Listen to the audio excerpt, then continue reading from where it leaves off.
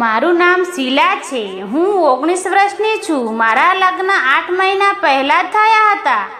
મારા પતિ મને ખૂબ જ પ્રેમ કરતા હતા અને મારામાં ખૂબ જ મજા લેતા હતા. મારી સાથે પ્રેમ કરવાવાળા પહેલાં મારા પતિ ન હતા. મને સીધી સાદી યુની ને મહિલા બનાવનાર કોઈ બીજું હતું. અમારું ગામ નાનું હોવાથી 15 વર્ષની ઉંમરે મારા પિતાજીએ મને બાજુના મોટા શહેરમાં અભ્યાસ કરાયો. જ્યારે હું 18 વર્ષની થઈ અને ઘરે આવી કે તરત જ મારા મા બાપાએ મને સારા છોકરા શોધીને પરણાવી દીધી.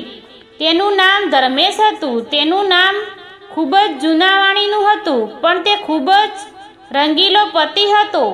હું તેની સાથે સાસરે આવી ત્યારે સાંજના 4 વાગ્યા હતા. ઘરે આવી મારી સાસુ એમને પૂંખ્યા અને કોડાકોડીની રમત રમાડી અને પછી ઝડપથી જમવાનું આપ્યું.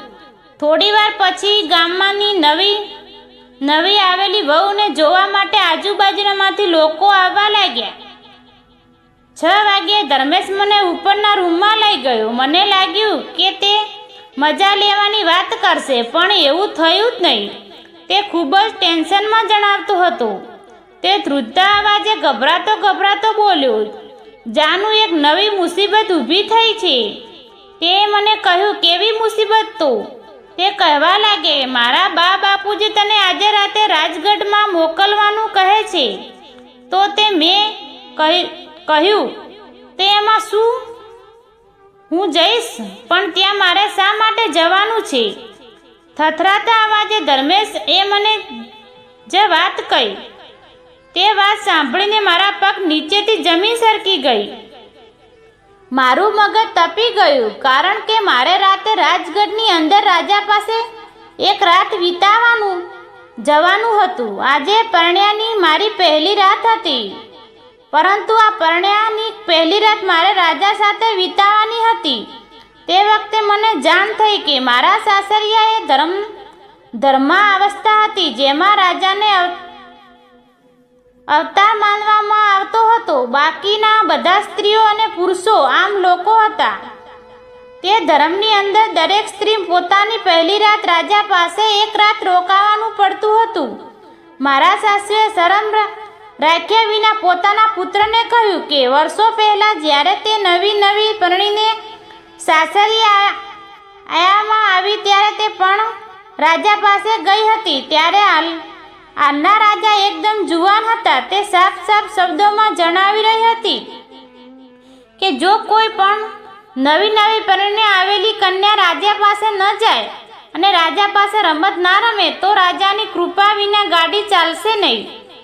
હવે મારી પાસે 2 રસ્તા હતા. સાસુમાના કર્યા મુજબ રાજા પાસે મારે જવાનું અને બીજું હું તેના ખુલ્લેઆમ વિરોધ કરું, તેનું ના પાડી દઉં અને મારા પિયર પાછી જતી રહું. મેં મારા પતિને જ પૂછ્યું કે તમારી શું ઈચ્છા છે? તો તે મને કહેવા લાગ્યા, તું મારી ઈચ્છા ના ને છોડ અને તારું મન કહે તે કર. મેં વિચાર્યું કે મન શું ફેર પડશે? એક રાત રાજા પાસે રમત રમવામાં શું ફરક પડશે? મારે તો ફક્ત રમત રમવાની હતી ને, અને મારા પતિ પાસે પણ રમત રમવામાં મળશે. આ વાત ચાલતી હતી ત્યાં અચાનક મારી જેઠાણી આવી ગઈ અને તે મારા પતિને એટલે કે એમના દિયરને કહેવા લાગ્યા કે દિયરજી, આજે તમારો મેળ નથી પડવાનો, તો માટે તમે સોગટાબાજી બાંધીને મૂકી દો અને જો ન રહેવાય તો તમે મારી પાસે આવજો. તમારા ભાઈ તમને ના નહીં પાડે. દેવજી, તમને વાંધો તો નથી ને?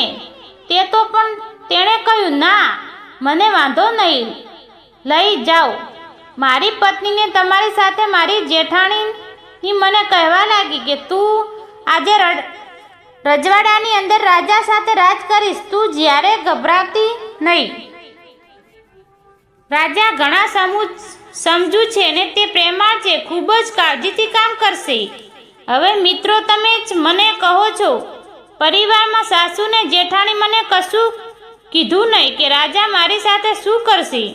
ત્યાં પતિવ્રતા થઈને રહેવામાં શું ફાયદો? અને આમ પણ મારા પતિ સાફ પાણીમાં બેસી ગયા હતા.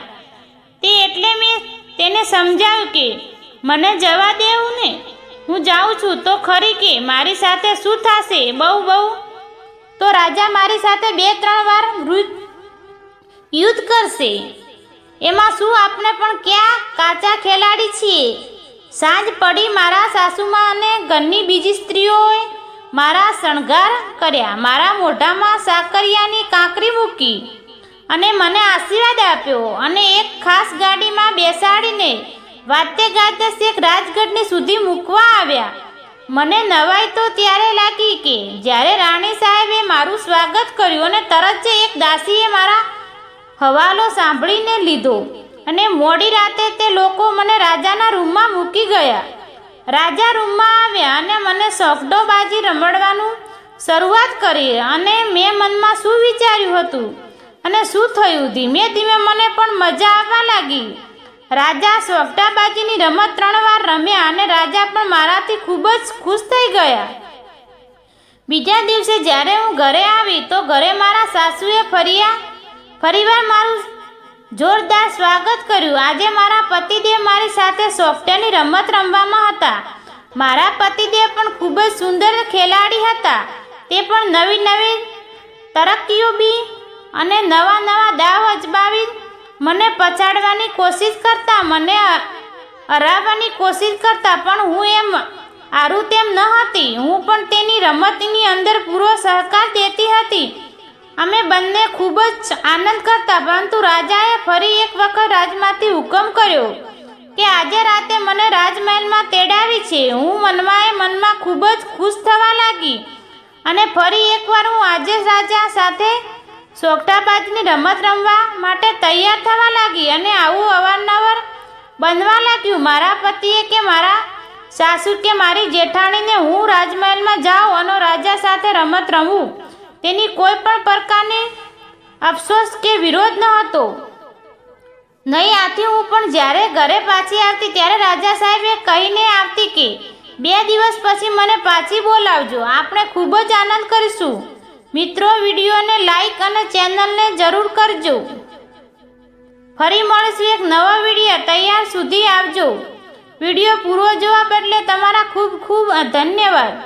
વિડીયોને આવેલા નામ, પાત્ર અને ઘટના ફક્ત કાલ્પનિક છે.